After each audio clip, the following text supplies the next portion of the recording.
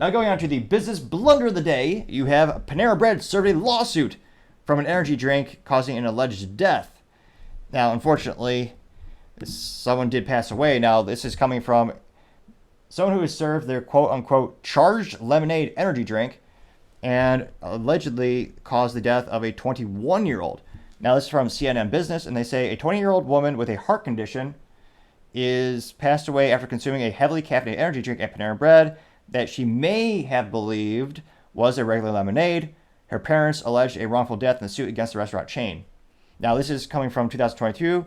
After drinking a charged lemonade, quote-unquote, Sarah Katz experienced a cardiac arrest while at the restaurant with friends and died after being transported to the hospital and suffering a second cardiac arrest, according to a lawsuit which was filed morning in Philadelphia.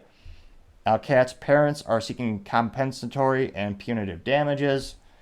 And this is a quote from the parents saying, quote, "We are very saddened to learn that this morning about the tragic passing of Sarah Katz, and our hearts go out to her family," unquote. Well, strike that. That was actually Panera. Now, they continue to say, quote, and this is from Panera again, "At Panera, we strongly believe in transparency around our ingredients. We will work quickly to thoroughly investigate this matter," unquote.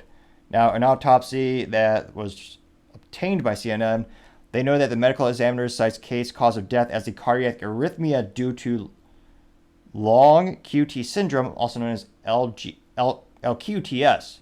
Now, LQTS is a disorder that may cause fast and irregular heartbeats that can be life-threatening, according to the Mayo Clinic. Although, disclaimer, it has nothing to do with the Mayo you and I, well, I don't, but some people may eat at the stores. Some people might also say they're just as equally qualified in terms of the material. But nevertheless, it's a different Mayo Clinic. It's nothing to do with the actual food or derivative of food. I debate what's really in those things. But nevertheless, they continue to say that most energy drinks have a myriad of chemicals and minerals you can't pronounce. And Panera's charged lemonade includes sugar, caffeine, coffee extract, and I've read about this ingredient for years, and yet the pronunciation still eludes me. Guarana? Nevertheless, guarana extract, which are both sources of caffeine, and health professionals warn youngsters not to drink it because obviously it could possibly kill you if you drink copious amounts of caffeine. Now, they claim that Katz was, quote, reasonably confident in the traditional lemonade and or electrolyte sports drink containing a reasonable amount of caffeine, safe to her as an energy drink, the lawsuit says. Now, they claim that Panera has misled consumers by not properly labeling charged lemonade as a energy drink in stores. Which, again, my stuttering. It may or may not be cured by clicking the subscribe button. There, somewhere. But perhaps it could be, and maybe we could send the results to the Mayo Clinic and as a possible cure. You never know, but I'm just saying, it might just be worth trying. Nevertheless, back to the article. Now, they claim that, quote, instead defends, market, advertise, and sell Panera charged lemonade as a product that is plant-based and clean with as much caffeine as our dark roast coffee, the lawsuit says. However, in most stores, Panera does, quote, not specify what size of a Panera dark roast coffee is akin to a Panera charged lemonade, making the comparison vague and unhelpful. Now, online, Panera says that its charged lemonade is comparable amount of caffeine to a dark roast, a large size, which comes in a 30-ounce cup, and contains about 300 milligrams of caffeine. So it'll be interesting to see what the result of the lawsuit is, but it's one of those things where it's a terrible situation, obviously, because someone's life was ended, I was going to say prematurely. I'm not sure.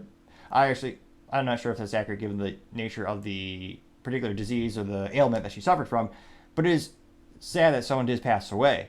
Now, in court, it'll be interesting to see how they argue.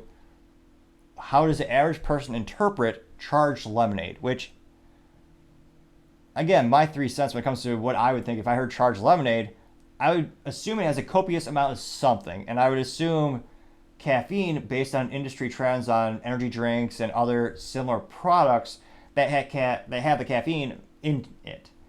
Now, it'll be interesting. Let me know in the comments. Do you think this is a frivolous lawsuit akin to some perhaps comparing it to the McDonald's lawsuit where was the coffee, which in actuality that was actually a misinterpretation of the court ruling.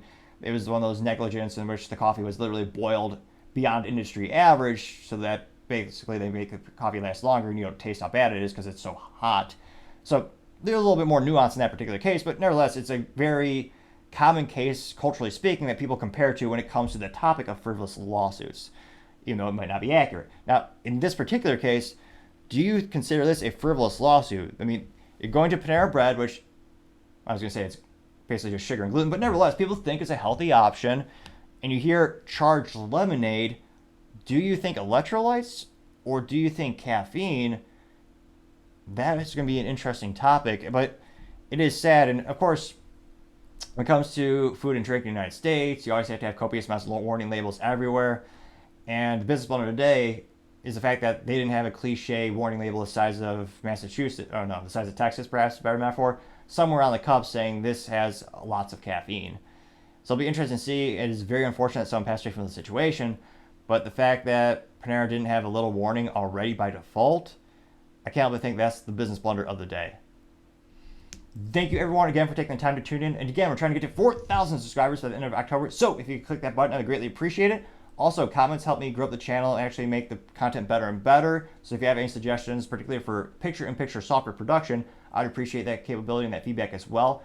Lastly, don't forget to take the time to tell your family, tell your friends, tell your coworkers, heck, tell your enemies, tell anyone and everyone. Just stay safe and fight the good fight.